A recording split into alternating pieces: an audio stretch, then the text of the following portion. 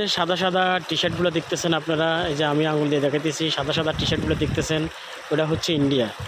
তো ওইখানে একটা সাইনবোর্ড দেখা যাচ্ছে, ওটা হচ্ছে ইন্ডিয়া। ওইপার আমাদের বাংলাদেশ, ওপার হচ্ছে ইন্ডিয়া।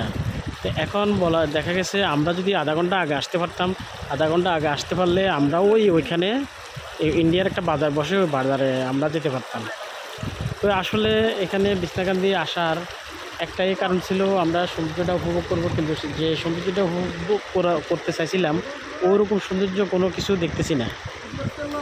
এখানে আসলে যেরকম সাদা পাথর, সিলেট সাদা পাথর যেরকম বিভিন্ন সৌন্দর্য আছে, এখানে পানি ছাড়া ওই সৌন্দর্যটাও মানে ফুটিয়ে ওঠে না। যেমন এখানে পানি কম, সাদা পাথরগুলো বাসে, পানি বেশি থাকলে সাদা পাথরগুলো বাসে, দেখতে একটা সৌন্দর্য লাগে।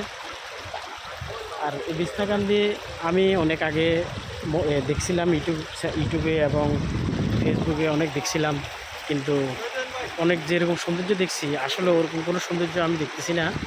বাট আপনারা এই সময় কেউ আসবেন না, এই সময় আসলে আপনারা কষ্ট ভোগ করতে হবে। এবং রাস্তাঘাটের যে পরিস্থিতি, আমাদের আধা ঘন্টার পথ লাগছে আড়াই ঘন্টা, আধা ঘন্টার পথ লাগছে আড়াই ঘন্টা। বাট এই সময় কেউ আসার ও মানে বিছনাকান্দি আসার কেউ যদি নিয়ত করে থাকেন, কেউ আসার আমি প্রয়োজন মনে করি না। দেখার মতো কিছু নেই, পানিও নাই, দেখার মতন কিছু নেই।